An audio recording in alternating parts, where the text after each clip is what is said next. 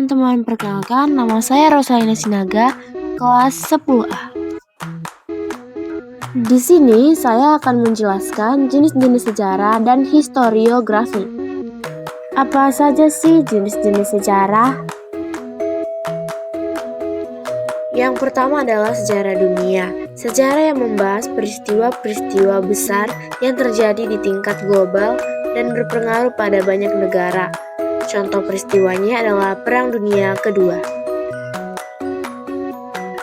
Yang kedua adalah sejarah nasional.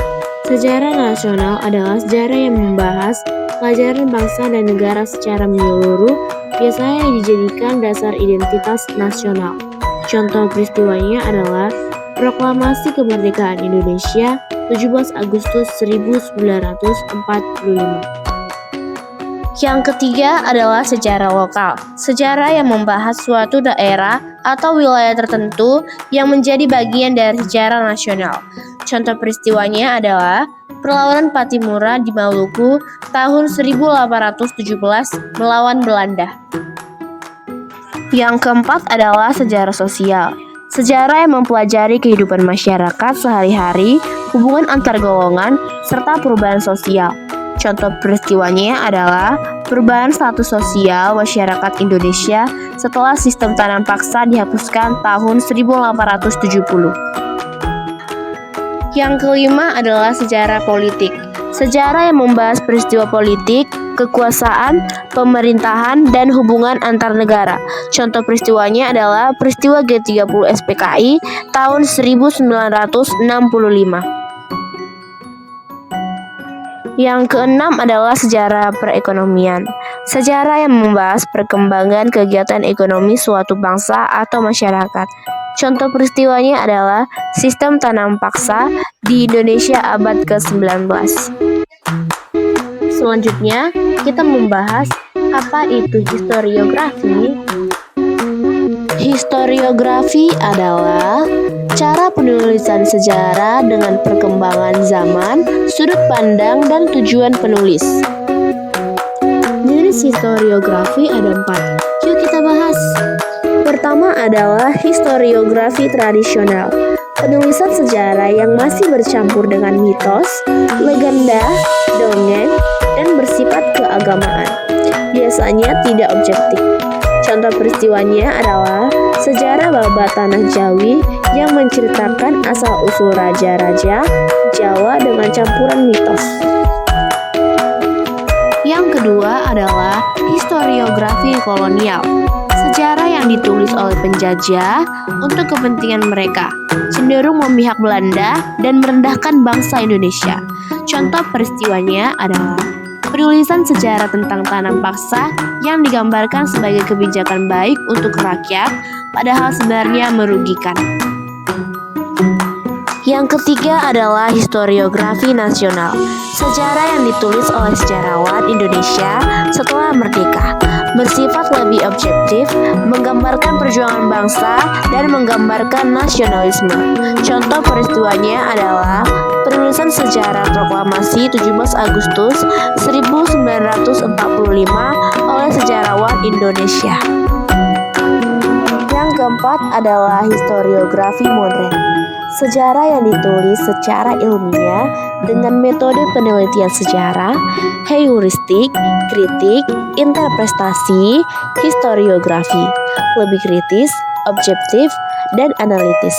Contoh peristiwanya adalah kajian akademis tentang G30 SPKI 1965 yang ditulis berdasarkan penelitian arsip, dokumen, dan wawancara.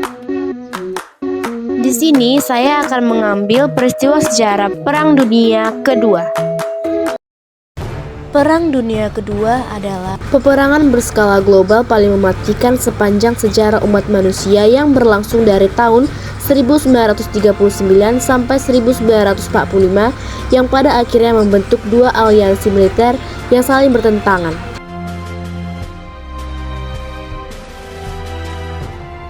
Peperangan ini terbagi menjadi dua kubu besar, yaitu blok sekutu yang meliputi negara Amerika Serikat, Inggris, Rusia, dan Prancis, yang melawan blok poros yang meliputi negara Jerman, Italia, Jepang. Perang ini merupakan perang terluas dalam sejarah yang melibatkan lebih dari 100 juta orang di berbagai pasukan militer yang meninggal dunia.